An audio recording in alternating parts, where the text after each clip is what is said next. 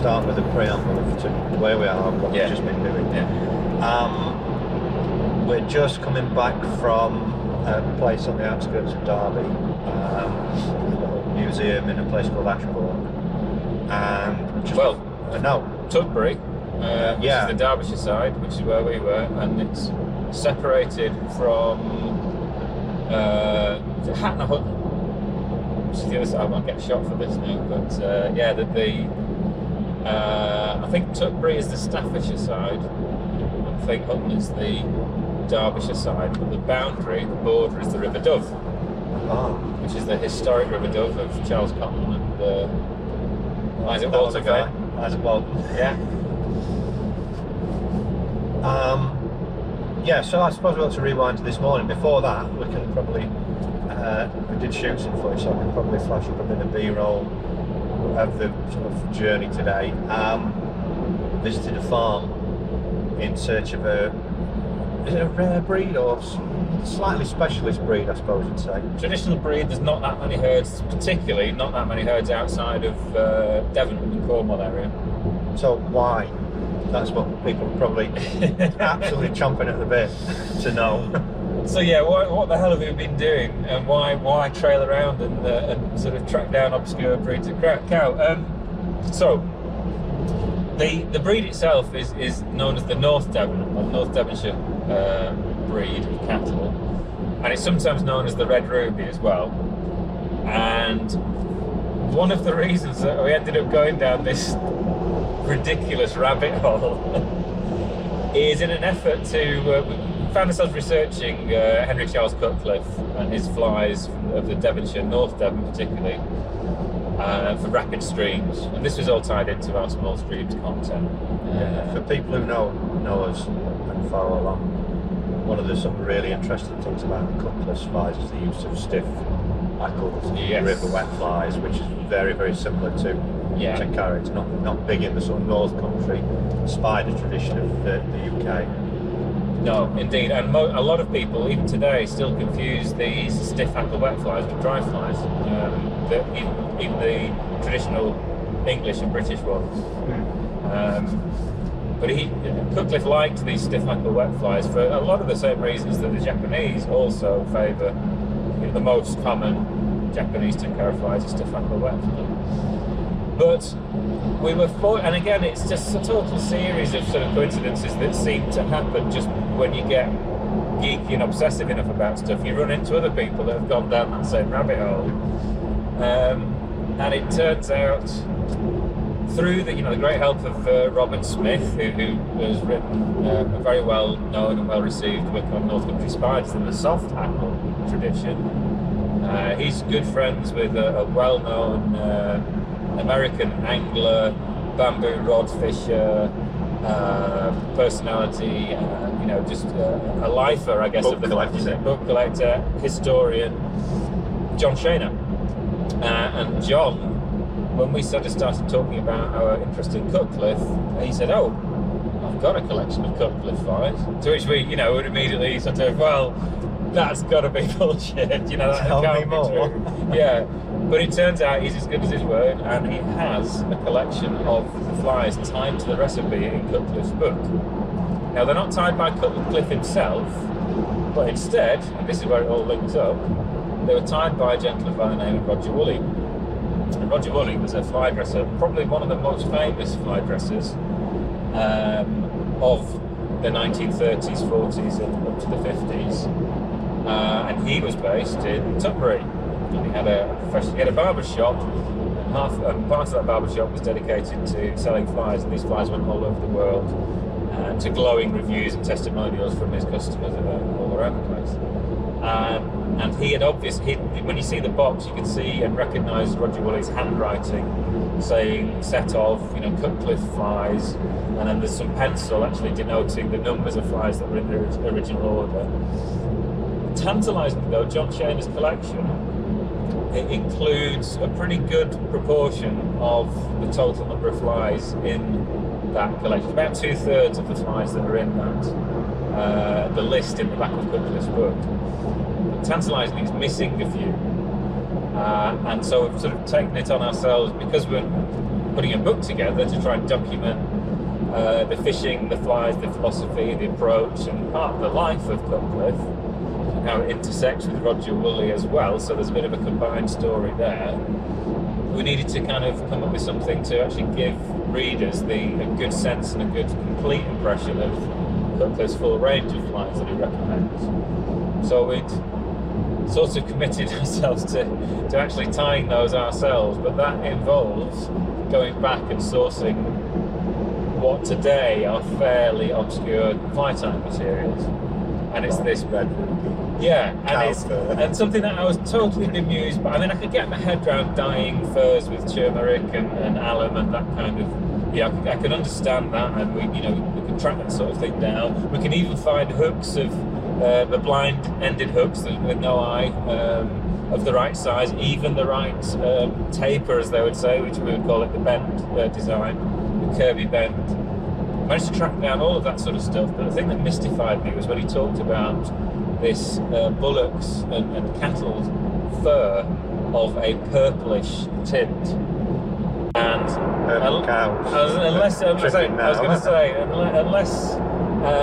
you're familiar with the Milka brand of I was just going to say, do you remember those purple cows in the chocolate advert? Yeah, other brands of chocolate are available, but yeah, Milka chocolate had a purple cow, or lilac cow at least.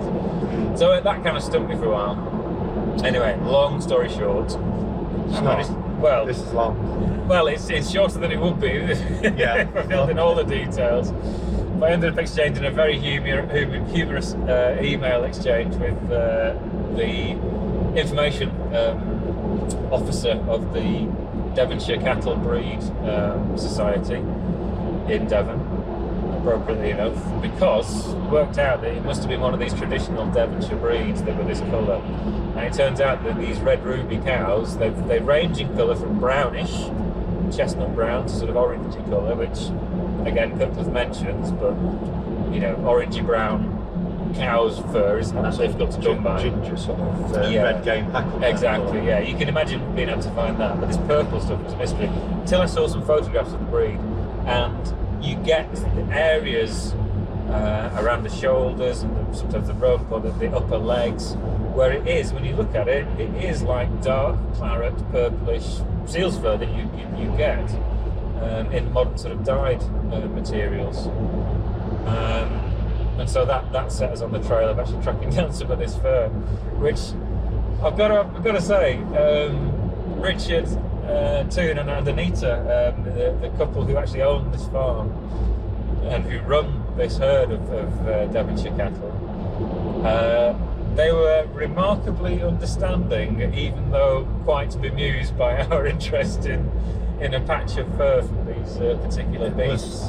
We've got some footage. It was quite a sight to see this guy chasing bullocks around with a pair of scissors.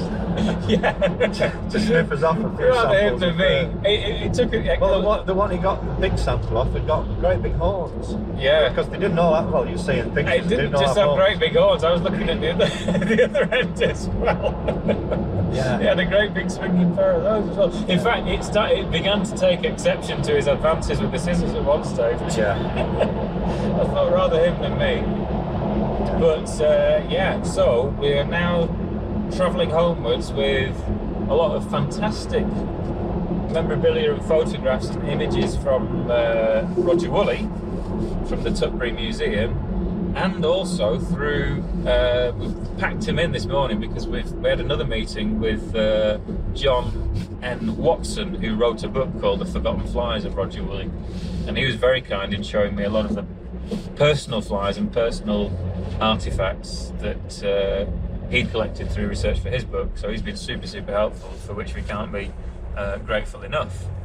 So that was the first thing this morning, and as we're filming this now, we've had extremely high rainfall around our part of the world, and we've been sort of dodging across, and I've only had to go around one flooded area this morning before I came to pick you up, John, but we've sort of seized a gap in the weather, and it's taken us quite a few steps down the road today compared to where we were yesterday.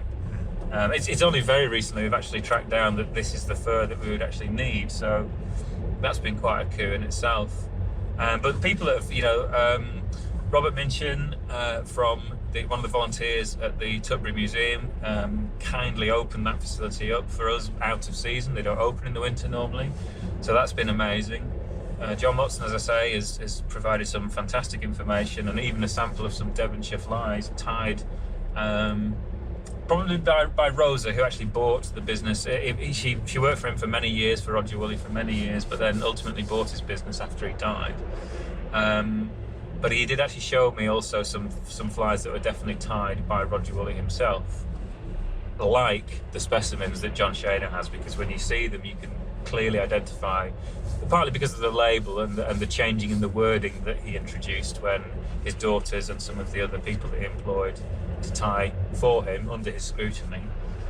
You can see from the labelling that it was certainly his own handiwork. And also when you look at the fantastic photographs that Stephen Shaner, John Shaner's brother, actually kindly took for us as well. So it's a bit of a strange and obsessive detective story, but we're just within a few days of solving some of the mystery of the source of the dubbing for that. We're actually far closer to me being able to recreate these wonderful patterns. And so it's essentially, if you nodded off during any of that, the Cutcliffe book has this recipe list of his flies. We managed to locate someone with a collection of the flies tied in them. Was it in the 1950s they would have been tied? Probably the 30s. Probably the 30s, I stand corrected. But there are several of the patterns missing, for which there are clear instructions on the types of fur, the instructions for even dyeing the furs. Yeah, incredibly specific hackle colours as well. Yeah. The Cutcliffe always started with the hackle, and Woolley was equally obsessive at that time. So we could probably flash a couple of pictures that John Shane has already sent. These are pictures that will be in the book. We're planning to add to that Paul's own recreations of the missing flies in the collection. So for the first time, possibly in history, there'll be a complete record in photographs of Cutcliffe's collection of flies. Yeah. All wet flies, I assume. Yes, all stiff hackle wet flies.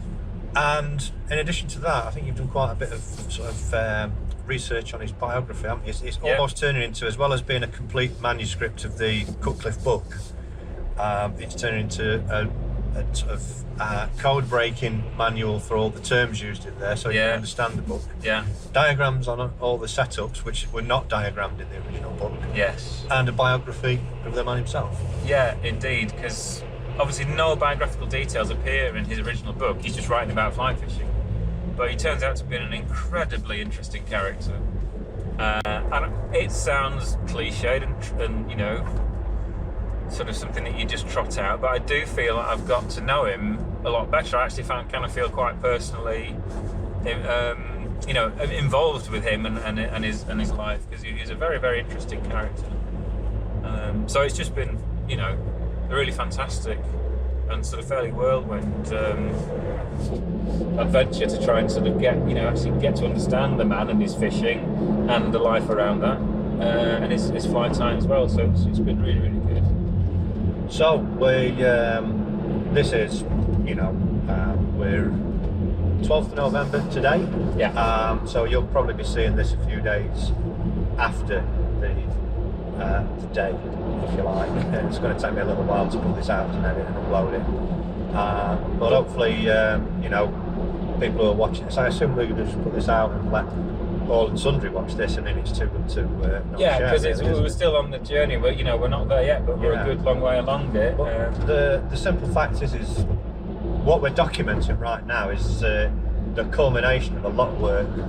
There already exists an ebook of Cutcliffe's manuscript with a lot of Paul's work already in there, but there's going to be a hard copy in time for Christmas. Hopefully. If you guys want to put that on your list as a stocking filler. Yeah. And it's going to be, you know, historic and a first. He's got his fans out there, hasn't he, Cutcliffe? Yeah, those in the know. If you get a really good angler, river angler, who reads his stuff and they recognise what he's talking about, he could fish. The boy could fish. If this is the first to have heard of H.C. Cutcliffe, a bit of backstory on the types of water. I mean, there are famous sort of literary giants who talked about chalk streams, and there's this sort of North Country tradition of fishing the larger sort of and mid-sized Yorkshire freestone rivers. Yeah. Cutcliffe fished in Devon on the moorland sort of peaty streams. Yeah. Similar to the streams we find on our Discovery Sankara Syndicate. Yeah. Yeah. So it's very much a small stream, peaty, upland, moorland kind of water. High graded, well featured. Yeah, wet fish with fly, a high rod tip, and all the techniques that we've got are now well dyed into our own wool from our experiences in Japan. Well, I was just going to say that the parallels with tenkara in Japan, stiff-hackled wet fly. Yeah. A lot of people sort of see that as a totally Japanese thing, but to find that almost on our doorstep, at the southern end of our own country, there's this exponent of upland river stiff-hackled wet fly fishing. Again, just as another tie-in, the Wild Trout Trust, the conservation charity that I work for, we had our annual get-together in Devon this year, and with a good pal of both mine and John's, Duncan Philpott, we actually got to fish on the Tor, TAW river, which is mentioned specifically in Cutcliffe's book, and he has a list of flies for different seasons on that particular river as well. So it is that living, you can't walk down today's streets and experience them as they were in the 1860s, but you can put together these collections of materials and fly time approaches and tactics and actually go out on the same rivers, or rivers that are in character exactly the same, which you find all over the world, and have pretty much the same day out that H.C. Cutcliffe had about, which blows my mind. I think that's an amazing thing to be able to do. So that's the aim. I think I'm pretty impressed, when I start seeing it all come together, because you've been sort of, had your nose in manuscripts and various sort of historic documents and things for a good while. Yeah, little snatches of newspaper, news from South Malton, the town, the village he grew up in. Yeah. Before he left for his medical career. Yeah, it's culminating into what's going to be. I can't wait for the moment where we get proof copy and leaf through it. Because we've got a physical book under our belts, but watch this space, folks, because we've got several in the pipeline right now. The work it's taken to bring this sort of stuff about has taken time. I suppose this is the time to thank our patrons, because absolutely, without that support we can't keep putting out content, and a lot of what we've done recently will be coming out in video form as well as book form, but thanks to our patrons you'll be seeing a lot more 100%, books as well. Because we can't do the legwork, we can't do this sort of thing without our patrons, so thank you guys. So we're losing the light. Probably going to be it will look like we're in virtual darkness, or the exposure is going to go really great. So let's call it a day at that. That's all right. Watch this space for development. Yeah, thanks for joining us. I suppose we can call it Tenkara in Focus. Join us next time on Tenkara in Focus, or Fishing Discoveries, depending on where we go with it. I mean, there's a whole other kettle of fish. Yeah, I'll leave that out there as a teaser. Watch out for Fishing Discoveries, guys. We're going to be bringing you some new content in parallel with Tenkara in Focus very soon. So join us next time, whether it's Fishing Discoveries or Discover Tenkara, or Tenkara in Focus. What are we called? People's Popular Frontier Today. I almost swore then, but join us next time in whatever format and whatever platform. Until then, thanks for joining us on this little road trip, and we'll see you soon.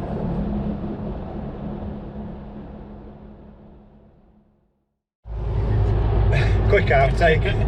We missed our junction on the motorway because we were filming too much. So we're one junction over and we're just getting off and having to backtrack now. So the things we do to bring you these episodes. Thank you and good night.